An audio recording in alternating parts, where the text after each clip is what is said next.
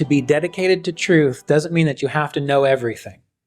It doesn't mean that you have to be anything. It just means you have to acknowledge what you are right now, which might mean that you have a moment of sadness, or you feel a little anxiety, or you hear something that bugs you, or it might be that you feel caught up in divine inspiration and so on. You acknowledge it and keep it for yourself. And here's what happens.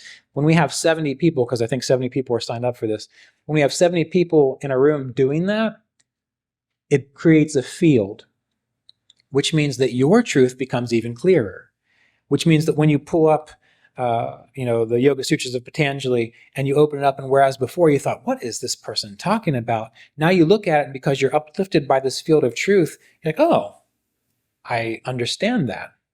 And you have to take the time.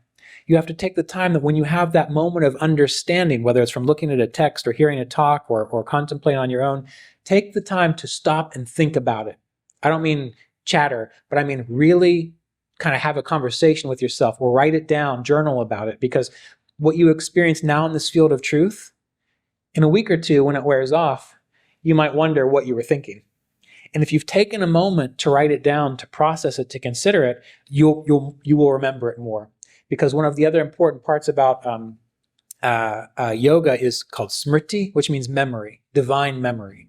Right? The divine memory of what you experienced in the meditation, the divine memory of a revelation. When you hold that, when you take a moment to be present with it, just like when you see a rose, you don't just walk by and say, oh, it's a nice rose. You actually stop and you smell it and you look at it and you take in the color. You will remember that rose and it will stay in your consciousness.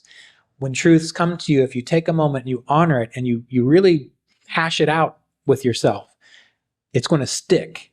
And then later on, you can kind of call it back to you. And so then this week of initiation and learning becomes not just a blip on your spiritual path, it becomes an anchor for you to tap back into, so that you can maintain this inspiration as the year goes on and before your next retreat and so on. Make sense? Okay. Final question. Anyone have one?